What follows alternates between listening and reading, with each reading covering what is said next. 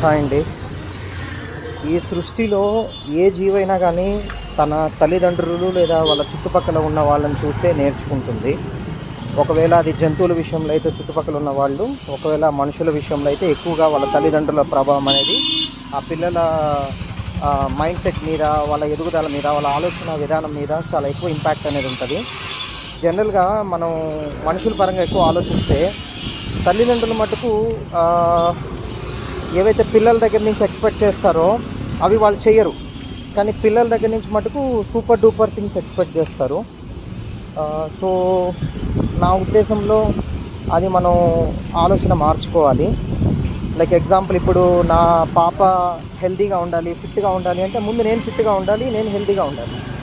అప్పుడు నన్ను చూసి తను పెరుగుతుంది కాబట్టి అది డైరెక్ట్గానో ఇండైరెక్ట్గానో తనకి ఆ ఆలోచనలు, అలవాట్లు అనేది తనకి వచ్చేస్తాయి. ఓకే, అప్పటికి రాకపోతే మనం ఏం చేయలేము, అది వేరే విషయం. కానీ మన కంట్రోల్ చేయగలిగిన దాని గురించి మనం ఇక్కడ ఫోకస్ చేస్తున్నాము. ఎప్పుడు కూడా కంట్రోల్ చేయలేని విషయాలు ఉంటాయి. అవి మేబీ 10-20% ఉండొచ్చు.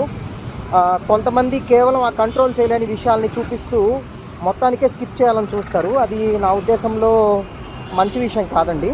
ఏవైతే మనం కంట్రోల్ చేయగలమో, ఏవైతే 80%, 90% మన చేతుల్లో ఉంటాయో అవి మనం ఫోకస్ చేస్తే మనకి రిజల్ట్ అనేది వచ్చే అవకాశాలు చాలా ఎక్కువ ఉంటాయండి.